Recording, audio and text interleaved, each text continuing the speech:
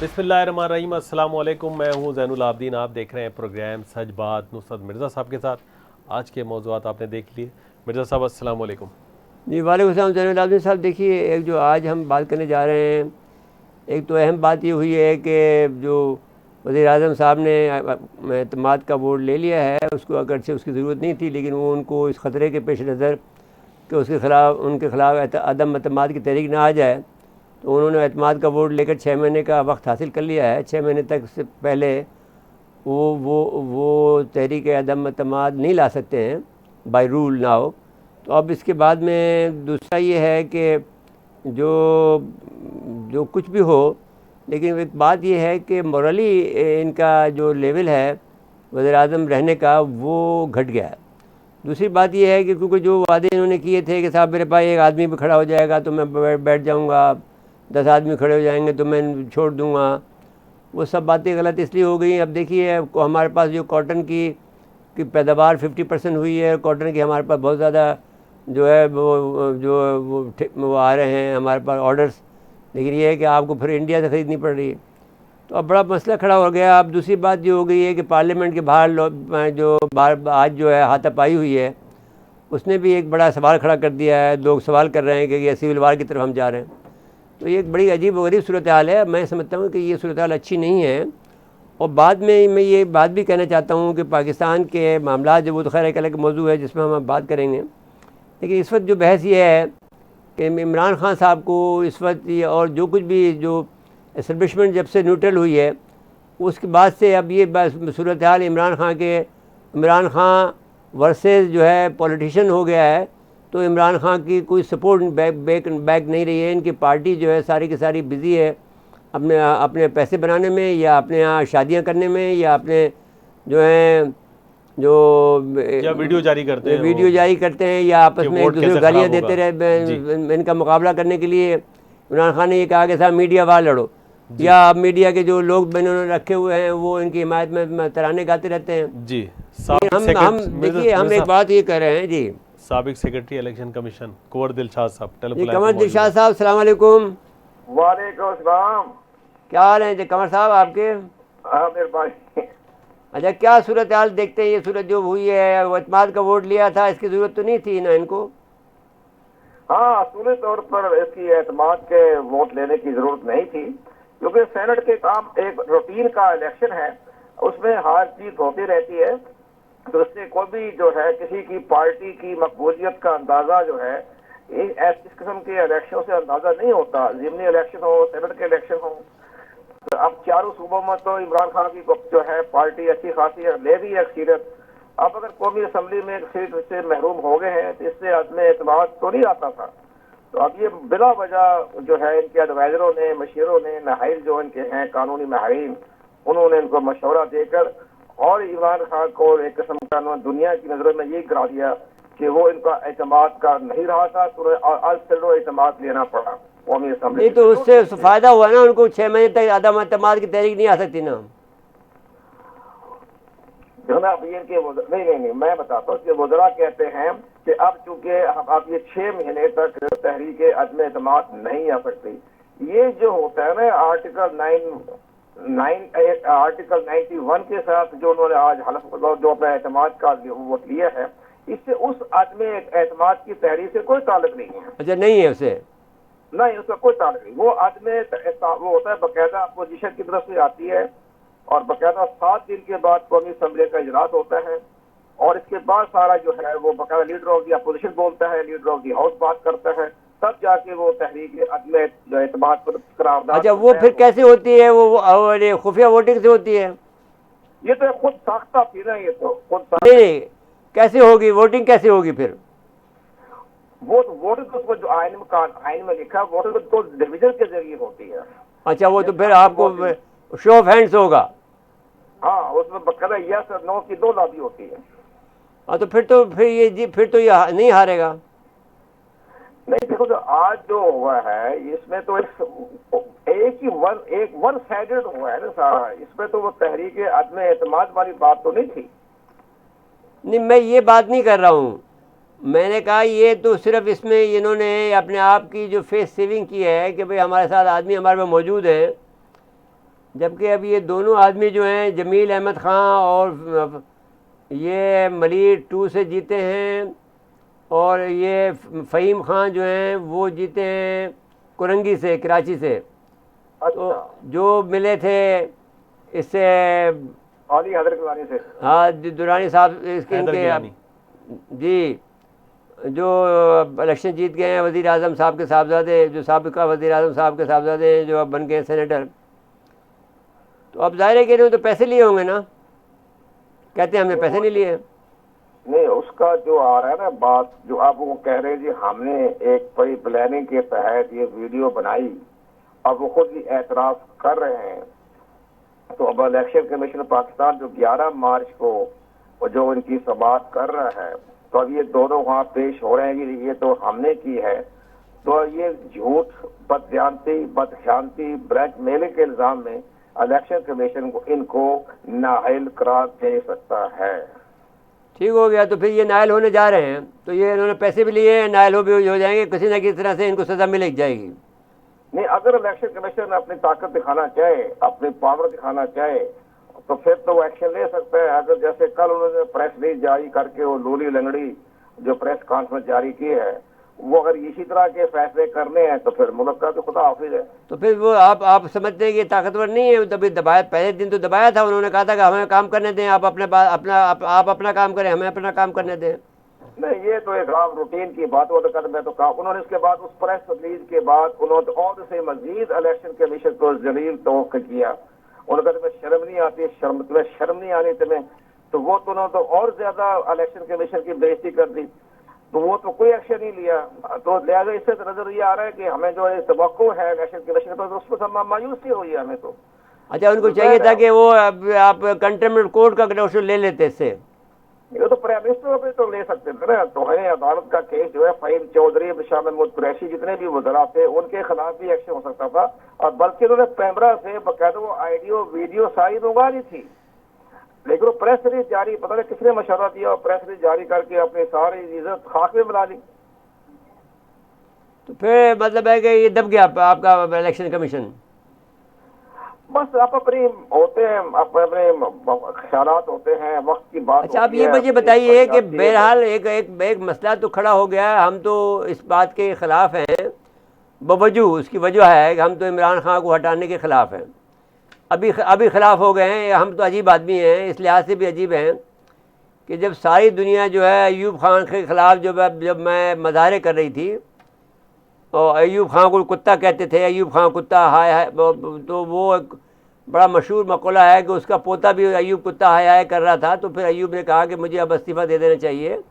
वो गार्डन के अंदर वो फिर रहे थे, तो उसका बेटा अयूब कुत्ता हाय हाय कर रहा था। इतना मकबूल हो गया था नारा, जो हम स्टूडेंट लीडर थे उस ज़माने में। लेकिन फिर हमें ये पता लग गया था, जो बाद में कुद्दुसुल्लाह साहब ने अपनी किताब में लिखा है, कि ये अमेरिका इनको हटाना चाहता था, क्योंकि इसने फ्रेंड नॉट मास्टर जो किताब लिखी थी, उसके बाद से हमें ये पता था कि जितने भी लोगों को लियाकत अली खान से लेकर जितने लोगों को हटाया या मारा वो अमेरिका ने किया है। तो अभी हमारे पास सारी लिस्ट मौजूद है, जुल्फ़िकार भुट्टो तक, और उसके बाद में ज़िया-उल-हक को, फिर इसके बाद में जो जिसके साथ जो हुआ हमें सब पता है।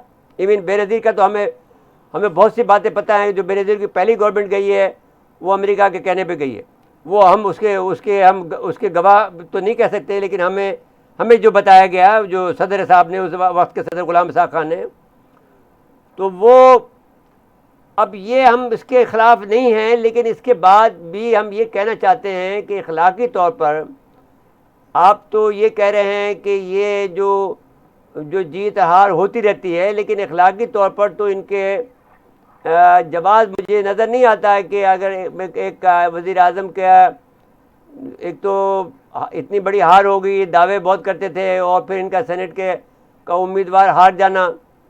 लेकिन आप इसमें ये भी कह सकते हैं कि साहब वो एक IMF का बंदे को हरा दिया तो क्या हो गया। जी जी, हमारा पॉइंट यही है कि एक आदमी अगर अपनी शख्सियत के जोर पर अगर सेनेटर बन गया है, जाहिर है कि यूसुफ गिलानी की हैवी वेट था, ज्यादा बड़ी शख्सियत है बनिस्बत के हसीन शेख के, वो तो पाकिस्तान के लिए अजनबी है ना। तो उस लिहाज से वो अगर उनको तो हमें नजर आ रहा था कि वो कामयाब नहीं होंगे, लेकिन उसके बारे में हुकूमत ने अपने मीडिया के जरिए जो अंदाज से प्रोपगंडा किया या मीडिया कैंपेन चलाई, अब तो अली हैदर गिलानी से भी गलती हुई है ना। अब बदकिस्मत उन्होंने जरूरत क्या थी इस तरह के लोगों को बुला के बात करना, लोगों को तरीका समझाना। ये तो बच्चों वाला खेल उसने किया, जिससे कि यूसुफ गिलानी की शख्सियत पर भी गहरा असर पड़ा। तमाम अखबार में इदारी खिलाफ लिखे, तो ये तमाम मामला जिनके ये कामयाब हो गए। इमरान खान की जो मीडिया सेल जो है उसमें वो कामयाब हो गए। लेकिन बहरहाल बाकी जो इलेक्शन कमीशन पाकिस्तान में जो केस है इसकी कोई वैल्यू नहीं है। अब ये दोनों जो है इनको इलेक्शन में तलब कर रहे हैं, हमने बनाई थी। अब इलेक्शन कमीशन पाकिस्तान चाहे तो इनके खिलाफ जो है बदजानती अच्छा, अब ये जो पार्लियामेंट के बाहर जो हंगामा हो रहा है, आप इसका ये जो ट्रेंड देख रहे हैं, जो पार्लियामेंट के बाहर हंगामा राई हुई है, जिसमें साहब अब्बासी साहब जो साबिक वज़ीर आज़म वो भी शरीक हो गए, ये क्या ट्रेंड है? आप इसको हम इमरान खान के बारे में तो आपकी जो सोच है वही हमारी सोच है। हम तो समझते हैं कि ये 2.5 साल अपने पूरे करें ताकि इनको ये मौका ना मिले कि मुझे अपना मेरे जो था एक मंशूर था उस पर अमल दमन करने के लिए साजिशें हुई। इनको 2-2.5 साल पूरे करने दें। लेकिन इमरान खान की कामयाबी ये है कि मुल्क में जो है महंगाई है, इंतशार है, खदशार है, बेरोजगारी है, उसकी तवज्जो हटाने के लिए खुद इमरान खान महाजराई को हवा दे रहे हैं। भाई मुझे एक बात बताइए, कैसे हो सकता है दिलशाद साहब, जब हम भी वजीर रहे ना, तो हम तो 1 मिनट अपने ऑफिस में हमने तयन कर रखा था कि हम 4 घंटे ऑफिस में बैठेंगे, लोगों के काम करेंगे। घर में भी लोग आते थे तो हम वहाँ भी काम करते थे और सारे वक्त में फिरते थे अपने हल्के के अंदर। तो मुझे ये बताइए कि इसने तो सबको मुक़य्यद कर रखा है कि अपने दफ्तर में बैठे रहो, कलर की तरह से, बाबू की तरह से। तो वजीर तो बाबू नहीं होता ना, दफ्तर में नहीं बैठना, सारा वक्त टेलीविजन पे बैठा रहना है। हाँ बस देखो भी ये भी एक बात है, सारा वक्त टेलीविजन पे बैठना। आप बताइए, अगर दफ्तर में टेलीविजन पे तो शाम को बैठते हैं ना, वो तो ड्यूटी है इनकी, शाम की ड्यूटी पे नहीं करोगे तो फिर तो मीडिया वाले लड़े रहते हैं। सर मजीद बात कर लेंगे ब्रेक के बाद। बात यह है साहब, ये एक प्लानिंग के तहत आए हैं। प्लानिंग के तहत आवाम में जहनी इंतशार खुशार खाना जंग की तरफ ले जाना चाहते हैं और अपोजिशन भी अपनी बका के लिए खाना जंगी की तरफ जा रही है। तो इसके लिए मुझे तो ये नजर आ रहा है कि इमरजेंसी +2 लगने वाली है। अच्छा, ये आपको खतरा है? अच्छा जी, आप लाइन पे रहिए, तो फिर इमरजेंसी 2 पूछना चाहते हैं हम आपसे क्या है, लेकिन आप जरा एक ब्रेक लेंगे, ब्रेक के बाद लेकिन आप हमारे साथ लाइन पर रहिए जी। जी नाज़रीन, मौजूदा वक्फा है, वक्फे के बाद दोबारा आते हैं।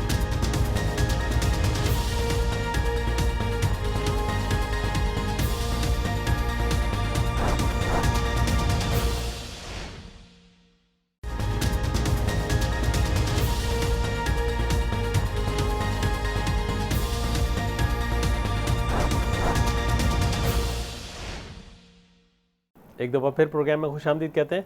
मेरे साथ जी दिलशाद साहब टेलीफोन लाइन पर हैं। कमर दिलशाद साहब, अस्सलाम वालेकुम। वालेकुम अस्सलाम जी, फिर आपको दोबारा खुशामदीद कहते हैं। फरमाएं कि आपने एक जुमला कहा है कि इमरजेंसी +2, इसके क्या मानी है? जनाब, जिस वक्त पाकिस्तान देखो जी, हमारे तमाम इदारे और हमारी जो आला मुकद्दर हल्के जो हैं वो दरअसल ये सब चीजें सूरत हाल का बगौर जायजा ले रहे होंगे आइन के आर्टिकल 5 के तहत। आइन का आर्टिकल 5 ये कहता है कि हर शहरी, इसमें तमाम इदारे भी शामिल हैं, वो स्टेट का मुहाफिज है, स्टेट का खैर मुहाफिज है, लॉयल टू स्टेट। अब ये अगर स्टेट जो खतरे में पड़ गई है, खदशा पड़ गया है, हर जगह लड़ाई झगड़े, पार्लियामेंट में झगड़ा और पार्लियामेंट के बाहर झगड़े, इसके बाद NA 75 का जो इलेक्शन हुआ है, ये इंतहाई प्री प्लानिंग के तहत NA 75 में गड़बड़ करवाई गई और चीफ इलेक्शन कमीशन के टेलीफोन अटेंड न करना जो था वो भी एक प्लानिंग का हिस्सा था, जिसकी बना पर इलेक्शन कमीशन जाग उठा और उसने उस इलाके के उस ओरिजिनल जो तमाम ऑफिसरान को मुअत्तल करवा दिया और चीफ सेक्रेटरी IG को बुला दिया, उनके भी बयान हल्फी इलेक्शन कमीशन जमा करवा दिए। तो ये सारी सूरतें प्रिजाइडिंग ऑफिसर अगवा हो गए, चीफ इलेक्शन कमीशन टेलीफोन कर रहा है, फोन अटेंड नहीं कर रहा। ये सारा एक गवर्नमेंट की पॉलिसी का हिस्सा था ना जी। तो इन हालात को देखते हुए इलेक्शन कमीशन ने भी सख्त एक्शन लिया लेकिन अब ये जो आप ये वीडियो बनाई, ऑडियो बनाई, इसमें सईद अली हैदर गिलानी की भी गलती है कि उसको ऐसी नहीं करना चाहिए था। लेकिन बहरहाल अब इलेक्शन कमीशन के खिलाफ जो प्राइम मिनिस्टर बोले हैं, ये पहला वाक़या हुआ है। आपने भी जिंदगी भर वक्त गुजारा है, हम भी स्टूडेंट लीडर है अपने जमाने में, लेकिन उसमें ये आज तक किसी इलेक्शन कमीशन के हुक्मरान जमात ने इलेक्शन कमीशन पर तनकीद नहीं की और इसके ठीक अपोजिशन करती रही है। अब लेकर प्राइम मिनिस्टर ने इलेक्शन कमीशन ऑफ पाकिस्तान के इदारे पर अदम एतमाद कर दिया और उसके रिएक्शन में ढके छुपे लफ्जों में इलेक्शन कमीशन ऑफ पाकिस्तान ने भी वजीर आजम पर अदम एतमाद कर दिया।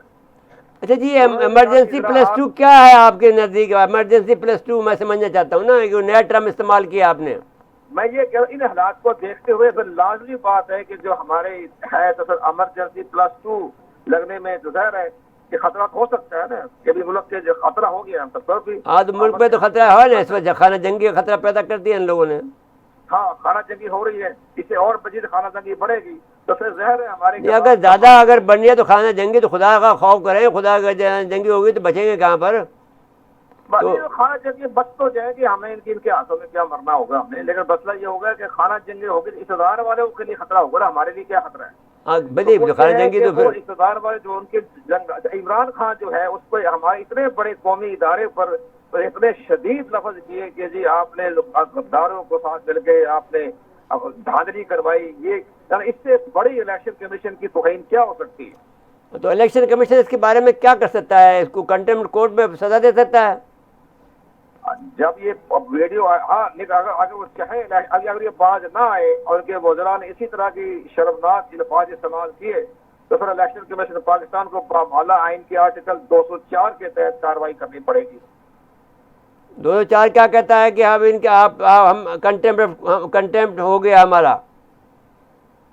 जब कंटेम्प्ट लग गया तो आइन का आर्टिकल 204 और हमारा जो इलेक्शन एक्ट जो है 2017 का सेक्शन 10 के तहत अगर कार्रवाई हो गई तो फिर एक बड़ा मुल्क के अंदर आईनी और कानूनी बहरान पैदा हो जाएगा। नहीं तो फिर इसको मतलब इसको छोड़ना पड़ेगा ना फिर हुकूमत, ये हुआ ना फिर।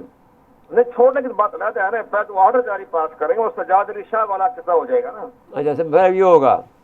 हाँ, तो सजाद अली था तो बेचारा गरीब आदमी था, उसको तो ये लोग जबरदस्ती भगा दिया, वरना तो कहाँ वो नहीं, वो सजाद अली शाह गरीब नहीं था, वो जो था ना वो बड़ा कमजोर था। करामत जहांगीर कमजोर था ना। हाँ, करामत जहांगीर बहुत कमजोर था। आइन के आर्टिकल 190 की खिलाफ वर्जी करते हुए वो लेटर पे अहमियत नहीं दी ना। करामत जहांगीर जो था ना बिल्कुल छुटभैया था भाई। वो क्या था, वो सियालकोट के बस ऐसे छोटे खानदान का आदमी था वो बस। हाँ, बेचारा गरीब होगा। चलो चले, तो बहुत बहुत शुक्रिया दिलशाद साहब, बहुत मेहरबानी, आपकी मेहरबानी जी। अच्छा, वो जो बात जैन साहब, अब बात ये है कि हम ये बात मैं जो कहना चाहता हूँ कि ये सूरत हाल ये लोग ऐसी पैदा करना चाहते हैं कि किसी तरह से इमरान खान से जल्दी छुटकारा मिल जाए और इनको ये जो इमरान खान इनको घसीट रहा है। अब ये अगर ये इनकी दिलशाद साहब की बात का हम अगर यानी जब सब कुछ हमने सुन लिया जी, हम इस नतीजे पहुँचे इनकी बात सुनने के बाद कि मीनिंग देर बाय कि वो किसी न किसी तरह से ऐसे हंगामी हालात पैदा करना चाहते हैं कि माशा लग जाए और इनकी जान छूट जाए। ना खेले ना खेलने दें। नहीं, इमरान से जान छूट जाए, क्योंकि ये मानना ये किसी सूरत में भी इनको एनआरओ देने को तैयार नहीं है जी। और अगर नहीं देने को तैयार है तो फिर वो फौरी एक्शन ले ले, मैं ये कहता हूँ इसको। लेकिन मेरे साहब वो एनआरओ दे भी नहीं सकते क्योंकि 2009 में सुप्रीम कोर्ट ने फैसला कर दिया था। नहीं, एनआरओ का मतलब ये नहीं है। एनआरओ का मतलब ये, देखिए आप कैसी बातें करते हैं। उज़ैर बलोच ने लोगों को यहाँ मारा नहीं मारा, तो वो तो इदारे एनआरओ तो सिंध गवर्नमेंट उसको जो है उनको जो है बेल पे बेल दी जा रही है, उसको छोड़ रही है। वो सिंध गवर्नमेंट थोड़ी बिल दे रही है, वो तो इदारे बिल दे रहे हैं। नहीं, सिंध गवर्नमेंट के पास है ना सारा कंट्रोल। तो अब से अदालत तो आज़ाद है ना। अदालत भाई, अदालत में गवाही पेश नहीं हो रहा है, अदालत क्या करेगी? तो जिन लोगों ने पकड़ के उसको रखा हुआ था भाई, जो रखा था वो जब से आईजी वाला केस हुआ है जी, इन्होंने अपनी अथॉरिटी को मनवाया कि हमारी जो लॉ एंड ऑर्डर का मामला है वो हमारे पास है। उन्होंने इनको दे दिया कि साहब आप करें। अदारे सिंध से बरी ज़िम्मा हो गए। अब सिंध गवर्नमेंट ने, क्योंकि वो कत्ल वो सिंध गवर्नमेंट ने करवाए थे, सिंध गवर्नमेंट के लोगों ने करवाए थे जी, उनके दाखिला शामिल थे, तो अब वो उनको छोड़ रहे हैं। कोई गवाह पेश नहीं होता है तो छूट जाता है। अगर आपके पास 302 का केस है और जो मुद्दई है वो आपका अदालत में पेश नहीं होता है तो फिर वो छूट जाएगा। 1 पेशी, 2 पेशी, 10 पेशी, 5, 50 पेशी, इसके बाद छूट जाएगा। मेरे साहब ऐसे तो वो सौलत मिर्जा का भी आया था ना, वीडियो बयान आया था पूरा, उसके बाद क्या हुआ? नहीं तो उस वक्त तो भाई वो तो एक अलग बहस थी। वो सारे लोग वो मौजूद हैं। आपको उस वक्त एमक्यू को रुस्वा करना चाहते थे, लेकिन सौलत मिर्जा का ये ख्याल था मैं छूट जाऊंगा उससे, लेकिन नहीं छूट सका वो। ये बल्दिया साने बल्दिया वाला क्या हुआ? नतीजा कुछ आया है? कुछ भी नहीं है। नहीं देखिए, फिर बात ये है कि ये तलवार तो इनकी अब लटक रही है ना, किसी वक्त भी निकल आएगी। अब नहीं निकल सकती इसलिए कि ये सौदा कर लेंगे पीपल पार्टी से। जी जो आज तो उन्होंने बड़ी ज़बरदस्त आज तकरीर तो की है, तकरीर आपके जी। जो खालिद मकबूल सिद्दीकी ने, हमारे भांजे ने जी ज़बरदस्त तकरीर की है। हम उसकी शाबाश देते हैं। हमें कोई दुश्मनी तो नहीं है ना, हमें तो हमारा तो भांजा है। नहीं, अगर बात करें अपने लोगों की तो हर आदमी साथ देगा। हाँ। लेकिन आप खामोश बैठे रहेंगे। लेकिन आज ऐसा लग रहा था जैसे मैं बोल रहा हूँ, दिस वाज माय वर्ड। ये तो अच्छी बात हुई ना हाँ। कि उनको कराची के मसाइल भी याद आए और नहीं, 2.5 साल मसाइल बाद अभी याद तक भी नहीं याद कराया। आया। अब मसाइल को हम यही कहना चाहते हैं, भाई कराची के मसाइल में बोलो और खड़े हो जाओ। और 2.5 साल हो गए, हुकूमत से पूछे कि आप आपने पूछे, क्या आप किया? पूछे नहीं, वजारत के चक्कर में नहीं पड़ो, आप इसको दबाओ ये वजारत इमरान से को। उस वक्त पहले मैंने आपसे कहा था कि इमरान से चिपक जाओ, अब मैं कह रहा हूँ कि इमरान को दबाओ और अपने हकूक़ आप लो इनसे, सिंध से। जो सिंध में जो है जुल्म बर्बरियत की इंतहा हो रही है। ये पाकिस्तान की खुद मुख्तारी पे जो देखिए, काम करने वाले। पाकिस्तान की खुद मुख्तारी में जिस किसी ने भी कोशिश की, जी इसमें लियाकत अली ख़ान साहब थे सबसे पहले। जब उन्होंने से ये कहा गया जी इजराइलियों ने कि हम आपकी मदद करने को तैयार हैं, तो लियाकत अली ने कहा कि ये पाकिस्तान के नज़रिए के ख़िलाफ़ है, तो उनको शहीद कर दिया गया। फिर दूसरी बात ये हुई कि आपके जो लोग भी आते रहे, देखिए उनके बाद ख्वाजा नाज़मुद्दीन आए, जी वो बेचारे बहुत शरीफ आदमी थे, कमज़ोर आदमी थे। फिर मोहम्मद अली बोगरा अमेरिका का आदमी आ गया। फिर चौधरी मोहम्मद अली आए, वो अच्छे आदमी थे। वो हसैन शहीद शेखवर्दी आए, वो अच्छे आदमी थे। फिर बेदस्तों इब्राहिम पार्टी इस्माइल लेके चुंदरीगर आए, वो जी। अच्छे आदमी थे। वो तो बहुत ही नफीस आदमी था, इनके नाम पर यहाँ पर फिरोज़ क़ानून, उसने भी बड़े काम किए। नूरुल अमीन आए। फिर जुल्फ़िकार अली भुट्टो जब आया तो इसने थोड़ी सी कोशिश की, लेकिन अयूब खां का जब दौर आया तो अयूब खां को लेकर अमेरिकन आए। अमेरिकन जब लेके आए तो अमेरिकनों ने माशा लगवा दिया और उनको जो काम लेना था रशिया के ख़िलाफ़ वो उन्होंने ले लिया। फिर इसके बाद में अयूब ने लिखा फ्रेंड नॉट मास्टर की किताब लिखी।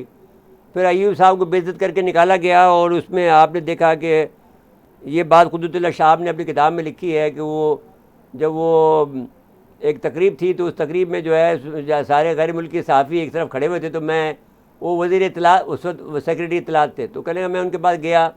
उन्होंने पूछा कि भाई ये जो आपका जो सफ़ीर है अमेरिका का, ये अमेरिका क्यों गया इस वक्त जबकि यहाँ मुल्क के अंदर हालात ख़राब हैं?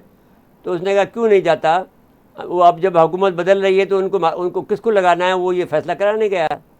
उन्होंने याह्या खान को लगा दिया। याह्या खान का जो एक मनसूबे तहत लगाया, उन्होंने मुल्क तोड़ दिया, आपका इस पाकिस्तान को तोड़ दिया। अब हमें ये डर लग रहा है कि कहीं ऐसा ना हो कि ये कोई दूसरा याह्या खाना बन जाए कोई आदमी यहाँ पर। दूसरी बात ये हुई कि जब जुल्फ़िकार, फिर जब अयूब उनको जलील करके निकाल दिया, जब फ्रेंड आर्ट मास्टर बनने की कोशिश की, फिर भुट्टो साहब ने, फिर जब आपने एटमी प्रोग्राम किया, भुट्टो साहब के बहुत गुनाह हैं, बहुत ज़्यादा उसके नुकसानात उसने पाकिस्तान को किए हैं, वो हम गिनवा देंगे। लेकिन उसके साथ साथ में उन्होंने जब भी ये थोड़ी सी कोशिश की, रूस से ताल्लुकात पैदा किए और एटमी प्रोग्राम किया, तो उनको शहीद करा दिया। चीन से ताल्लुकात। और किसको लाए? ज़िया-उल-हक को लाए, जो कि ज़िया-उल-हक जो थे उन्होंने अमेरिकनों की खिदमत इस तरह से की थी कि फ़लस्तीनियों को मारा था और जो उर्दून की बादशाह को बचाया था, उसके सिले में इन्होंने उसको चीफ ऑफ आर्मी स्टाफ बनवा दिया ज़िया-उल-हक को। जब ज़िया-उल-हक को होश आया कि भाई मुझे पाकिस्तानी बनना है, तो फिर वो मुझे मारा था। उन्होंने कहा भाई अब सारे काम हम पाकिस्तान के लिए करेंगे। मुझसे बात की ज़िया-उल-हक ने खुद 5 जनवरी 1988 को, तो उसको फिर उसका जहाज़ गिरा दिया गया, उसको शहीद कर दिया गया। फिर इसके बाद में बेनज़ीर ने जब बात की, बेनज़ीर ने ये कहा राजीव गांधी से कि भाई हमें अमेरिका को यहाँ से दूर रखना है इस इलाके से, तो उसकी हुकूमत गिरा दी गई। फिर इसके बाद में नवाज शरीफ की हुकूमत आई, वो इस तरह चलती गई। फिर बेनज़ीर की दोबारा हुकूमत आई, वो कहानी अलग है। फिर वो बेनज़ीर, फिर आप उसके बाद में आपके नवाज शरीफ की हुकूमत को हटाकर फिर परवेज़ मुशर्रफ आ गए जी। फिर परवेज़ मुशर्रफ उनकी ताबेदारी करते रहे। फिर उन्हें होश आया, तो कोई काम अपना करते रहे, क्योंकि ज़ाहिर है कि वो अफ़गानिस्तान में उनकी मदद नहीं की। तो फिर इसमें बेनज़ीर साहबा ने उनसे ये कहा कि साहब आप अब परवेज़ मुशर्रफ की क्यों हिमायत करते हैं, आप मेरी हिमायत करें तो मैं आपको उससे ज़्यादा आपको मैं खिदमतगुजार साबित होंगी। ये मेरा जुमला है, उसका नहीं है। उसने ये कहा था कि मैं आपकी ज़्यादा आपके काम आ जाऊंगी। उन्होंने कहा कि हमें चाहिए कि आप हमारे फ़ौजियों को फाटा में आने दें। उन्होंने कहा जी कबूल है। उन्होंने कहा कि साहब आप हमें डॉक्टर कदीर से आप हमें रसाई दें, उनसे हम इंटीग्रेशन करेंगे। उसने कहा कबूल है। उन्होंने कहा साहब मिर्ज़ा असलम बेग को और जनरल और हमीद गुल को जो है हमें उनको सज़ा दिलानी है। उन्हें कबूल है। अब जब वो यहाँ आई, जनरल हमीद गुल ने मुझे ये बताया, शाहिद मसूद, डॉक्टर शाहिद मसूद को उससे कलवा के बेनज़ीर ने भेजा हमीद गुल को जी। जो हमीद गुल ने मुझे बताया, मुझे डॉक्टर शाहिद मसूद ने नहीं बताया, हमीद गुल ने जो बताया कि डॉक्टर शाहिद मसूद मेरे पास आया था और उसने कहा कि बेनज़ीर ने कहा कि मैं आपका ये काम नहीं, आपके ख़िलाफ़ कोई कार्रवाई नहीं करूँगी। उसको मार दिया, उसको शहीद करा दिया। फिर इस तरह से और परवेज़ मुशर्रफ को जलील करके निकाल दिया। अब हमें यह ख़तरा है कि इस वक्त जो है ये जो आदमी इस वक्त इसराइल के ख़िलाफ़ बात कर रहा है, इंडिया के ख़िलाफ़ बात कर रहा है, अपने मुल्क की खुद मुख्तारी के ख़िलाफ़ बात कर रहा है, तो ये इसके साथ में क्या, इसका अंजाम क्या होगा? इसका अंजाम भी ये इसी तरीके पे जा रहे हैं। उन्होंने $3 बिलियन भी हम पंप कर दिए हैं और इसके नतीजे हमें ये शिकायत है कि हुकूमत आवाम को रिलीफ नहीं दे रही है, यहाँ महंगाई बहुत तेज़ी है, हुकूमत की रेट नहीं है, फल फरोशों के बहुत ज़्यादा ख़राब हो रहा है फलों पर जो। और फिर इसके अलावा हमने जो बात कही आपसे कि वो हमारे जो है वो जो कपास की फुट्टी की जो फसल है वो हमारी 50% कम हुई है। वो सारे इसकी नाअहली जो सबूत हैं, लेकिन इसके बावजूद हम ये कहते हैं कि भाई हमारे आदमी को आप अमेरिका नहीं निकाले। हमने जिस वक्त मैंने ये बात की कि वाहिद आदमी हमारा थे कि जब हमने 1 लाख का जुलूस निकाला था अयूब खान की हिमायत में, जबकि हम अयूब खान के डेड खिलाफ थे। और लेकिन हमने कहा भाई ये जब हम हैदराबादियों को पता नहीं कैसे पता चल जाता था, हमें तो पता लग गया था, तो हमने 1.5 लाख आदमियों को जुलूस निकाला और कहा, तो फिर लोगों ने कहा कि भाई तो काउंटर इनकलाब करा रहा नुसरत मिर्ज़ा। तो अब हम जब से उनकी नज़रों में हैं, मैं अमेरिका को हमें तो डाउन कर जाते हैं, कहीं पर आने नहीं देते। तो मेरा कहना ये है कि आप तो इसलिए नहीं आने देते कि भाई वो कहते हैं कि भाई ये आज़ाद मनश आदमी है, आज़ाद पाकिस्तानी आदमी है, मुख्तलिफ बात करेगा, तो लोगों को मरवा देते हैं, हमें तो आने नहीं दे रहे वो बड़े बड़े ओहदे पर। लेकिन ये मेरे साहब अभी आप एक बात कह रहे थे कि कोई ऐसी चीज़ चल रही है जो पाकिस्तान के खिलाफ हो रही है। अभी मुझे डर ये लग रहा है कि कोई ऐसी चीज़ ना हो जाए जिससे कि मुल्क जो है इस पे सोचना चाहिए, याहिया खान 2 ना बन जाए जी। उससे मैं खौफजदा हूँ। और तमाम नाज़रीन कराम को, तमाम एंकर पर्सन को मैं ये कह रहा हूँ कि इससे आप बचो कि याहिया 2 नहीं होना चाहिए कि कहीं मुल्क को ही तकसीम कर दें, क्योंकि वो यूनियन प्लान मौजूद है अपनी जगह पर जी, जिसमें अभी जो ईरान जो है वो मार रहा है, वहाँ पर जो है वो सिस्तान में आदमियों को, फिर वो लड़ाई यहाँ अंदर ना आ जाए, वो बलूचिस्तान अलहदगी की बात चल पड़े, फिर खैबर पख्तूनख्वा में अलहदगी की बात चल पड़े, फिर गिलगित बल्तिस्तान में चल पड़े। वो सारा इलाका ये हमसे छीनना चाहते हैं ना, ये तो अमेरिकन CPEC का जो इलाका है। अल्लाह खैर करे। पर अल्लाह फिर ब्रेक के लिए मुझे कहा जा रहा है जी नाज़रीन, मुख्तसर वक्फा है, वक्फे के बाद दोबारा आते हैं।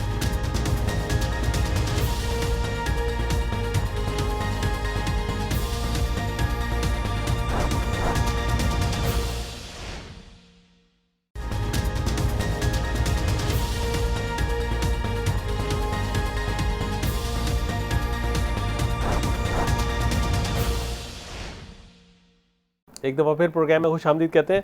मेरे साहब आज मैं जो बात कर रहा था जैन साहब, पहले वो उसको मुकम्मल कर दूं कि ये मुझे ख़तरा ये है कि इसलिए मैं कह रहा हूँ मुश्तरी होशियार बाश, सबको होशियार रहना चाहिए, सारे सहाफ़ियों को, सारे जो दानिशवरों को, सारे मुल्क के जो लोग हैं उनको होशियार होना चाहिए कि कोई बड़ा कारनामा ऐसा ना हो जाए जिससे कि मुल्क जो है ख़तरे में पड़ जाए। प्लीज़ हर एक आदमी बी केयरफुल। और ये जो लोग, बहुत से लोग जो हैं इमरान की हिमायत कर रहे हैं, बहुत से लोग नवाज शरीफ साहब की हिमायत कर रहे हैं, तो ये छोड़कर पाकिस्तान को देखो बाबा, कहीं कोई इसके पीछे जो है कोई बड़ा गेम न चल रहा हो जैसा कि याहिया के दौर में चल रहा था। आप प्लीज़ बी केयरफुल। जी मेरे साहब आज एक बात हुई है बड़ी अफसोसनाक। ये बात हुई है कि आज आपके जब तो कौमी तराना चल रहा था तो आपके शाह महमूद कुरैशी वज़ीर ख़ारजा, जो वज़ीर ख़ारजा हैं, वो खड़े नहीं हुए। कौमी तराना जब बजा है कौमी असम्बली में, कौमी तराना जब वो गाया गया या जब वो सुनाया जा रहा था, उस वक्त इनको खड़ा होना चाहिए था, ये खड़े नहीं हुए। अच्छा, इसका जवाब चाहिए इनके पर, इनको पर क्या इसके पर इसकी सज़ा हो सकती है। वज़ीर आज़म के लिए करारदाद पेश करने के लिए फ़ौरन खड़े हो गए, लेकिन कौमी तराने के वक्त खड़े नहीं हुए।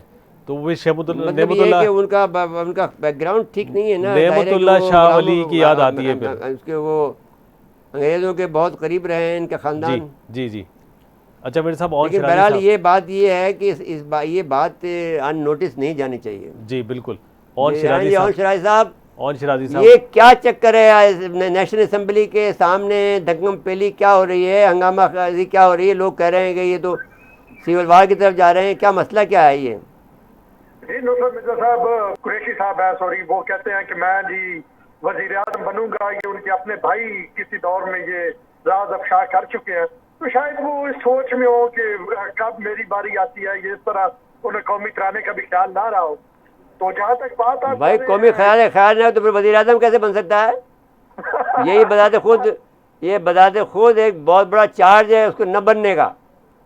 देखिए नुसरत मिर्जा साहब, यहाँ तो लोग 30-30 साल बैरून मुल्क से आते हैं और वजीर आज़म बन के, और जब वो खत्म सीट से उतरते हैं तो फिर टाई कोट लगाते हैं और वापस चले जाते हैं।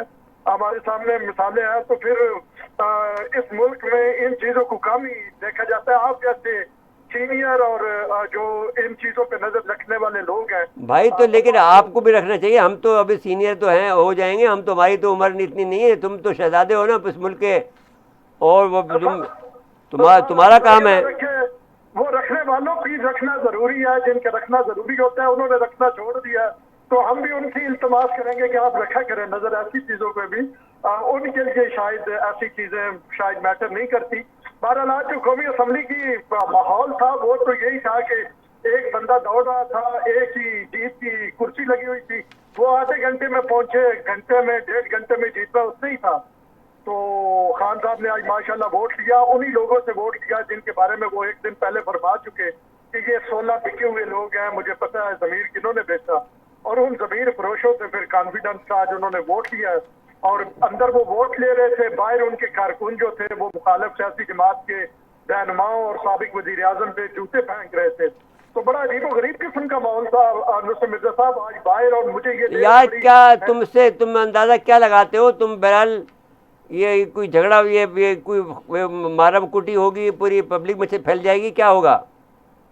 नुसरत मिर्जा साहब, वैसे आज मुझे बड़ी हैरानी हुई कि किसी ने रेड जोन में दाखिल होते हुए, कोरोना का मौसम है और वैसे भी रेड जोन जो है वो उसमें किसी गैर मुतल्लिका शख्स को दाखिल नहीं होने दिया जाता। इस्लामाबाद की रेड जोन में इवन कोई शख्स टैक्सी लेके नहीं जा सकता, कोई नंबर वहां तक नहीं आता रेड जोन तक।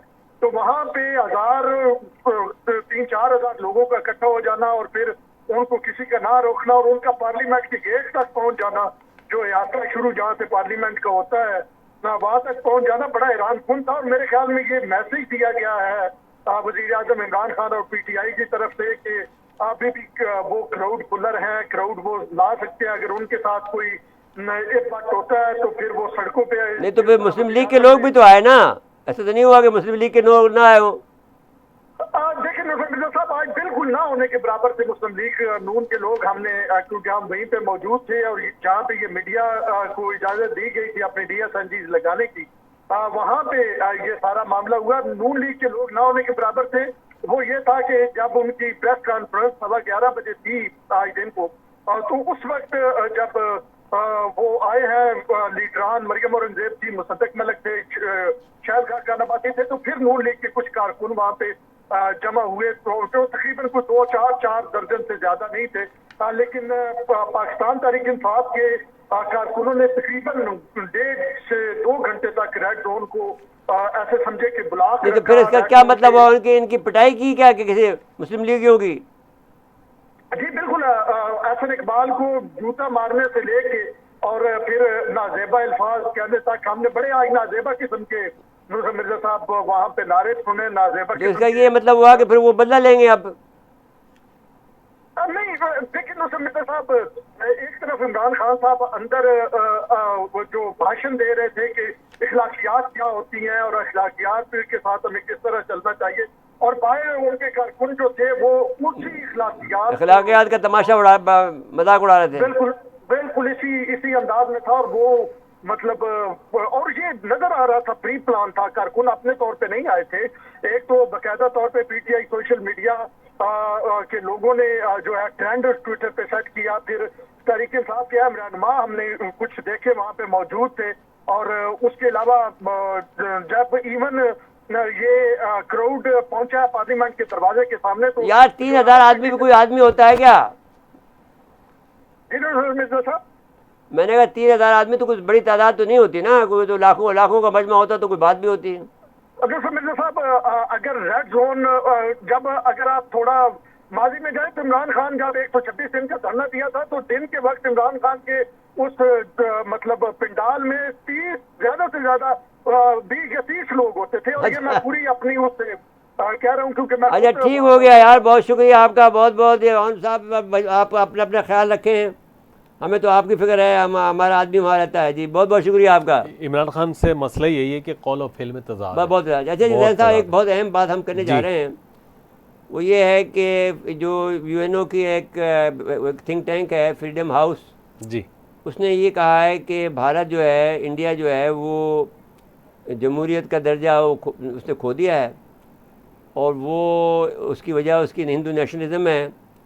वो अपने शहरियों को बराबर का दर्जा देने में नाकाम हो रहा है और नाकाम हो गया है।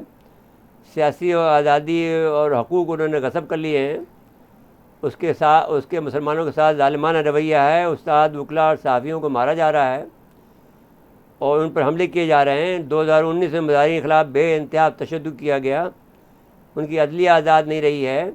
हद तो ये है कि मुसलमानों पर हमले हुए, 50 से ज़्यादा मुसलमान सिर्फ दिल्ली में मारे गए और कई मुसलमानों को गिरफ़्तार किया। इसके अलावा जो बड़ी बात हुई है वो ये है कि यूपी जो उनका सबसे बड़ा जो सूबा है, जो कि पूरे इंडिया कोई उसकी जो आबादी जो है वो बहुत बड़ी आबादी है, उस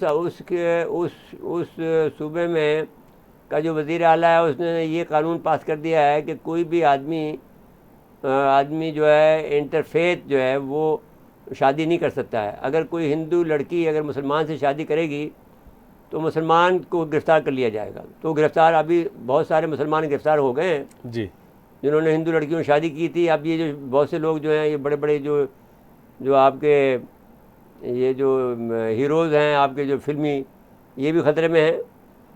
इसमें ये इन्होंने भी हिंदुओं की शादी की हुई हैं जी।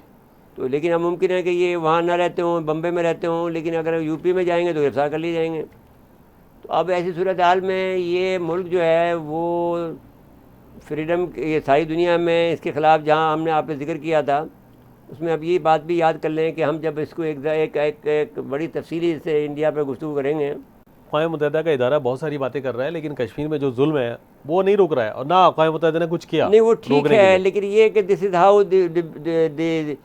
बिगनिंग ऐसी होती है जैन साहब।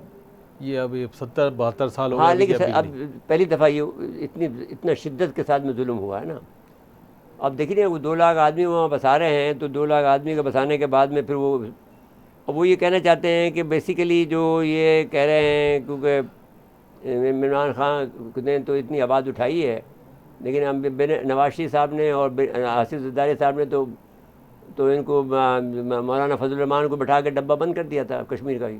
मेरे साहब अभी भी क्या है, डब्बा ही बंद है, अभी कौन सा कुछ हो रहा है? नहीं, अभी देखिए कुछ ना कुछ अभी देखो एक बात हम कहना चाहते हैं कि उन्होंने एक मैग्नेटिक बम बना लिए हैं, उनके पास पहुंच गए। ये पहले अफगानिस्तान में थे, अब वो कश्मीरियों में पहुंच गए हैं जी। वो क्या होता है कि अगर बम किसी भी गाड़ी के पीछे लगा दो तो रिमोट कंट्रोल से वो बम जो हैं वो फट जाते हैं।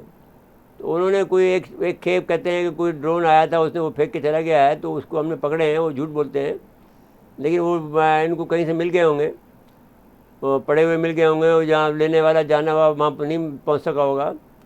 तो वो स्टिक के बम लगे हैं, तो वहाँ पर तो एक बड़ी लड़ाई होने जा रही है उसकी। तो आप देख रहे हैं तो वो स्टिक के बम जो हैं कि वो इतने आईडीज़ हैं उसके अंदर, आईईडीज़ हैं जो कि अगर आप उस बम लगा देंगे तो वो गाड़ी उड़ जाएगी और जो आदमी भी बैठा होंगे उसमें 10 होंगे, 20 होंगे, 50 होंगे, मर जाएंगे। वो बम जो है वो आप फेंक के भी लगा सकते हैं, चिपका सकते हैं। तो वो एक ख़तरनाक अमल एक हो गया वहाँ पर कि वो उनको अब उसका कोई हल निकालना पड़ेगा। लेकिन तो जब आप तशद्दुद करोगे, आप जब जबर करोगे, तो कोई ना कोई फिर तो लोग, दूसरे लोग भी तरीका इस्तेमाल करते हैं, जो जुल्म का शिकार है वो रद्द-ए-अमल में कुछ भी कर सकते कुछ हैं। भी कर सकते जी। जी। अच्छा, लेकिन ये किसान वाला मामला कुछ भी कोई नतीजा तो नहीं निकला नहीं, अभी अभी तक? आज किसानों को कुछ करना था, करेंगे, देखो आज रिजल्ट आ जाए थोड़ा सा। लेकिन मेरे साहब वैसे वो उनकी तहरीक में वो अब बात नहीं रही। वो जो ट्रैक्टर नहीं, जब ट्रैक्टर लेकर आए थे ना, उस वक्त उनको कुछ काम करना था, जब इन्होंने पूरे नहीं, मेरे मुल्क की ख्याल में रेलवे रोक करेंगे दी थी। जैन साहब। देखिए, वो एक बात ये है कि उनकी जो है तो वो बढ़ तो पूरा तहरीक तो बढ़ रही है, चलें देखें घट नहीं रही है, घट नहीं रही है। चलें नतीजा देखते अगर हैं आप क्या ये निकलता कहें है। कि घट रही है तो भी गलत बात है, अभी घट नहीं रही है, बढ़ रही है। चलिए मेरे साहब वक्त ख़त्म हुआ प्रोग्राम का। नाज़रीन, आज के लिए इतना ही। आइंदा प्रोग्राम तक के लिए इजाज़त चाहते हैं। अल्लाह हाफ़िज़।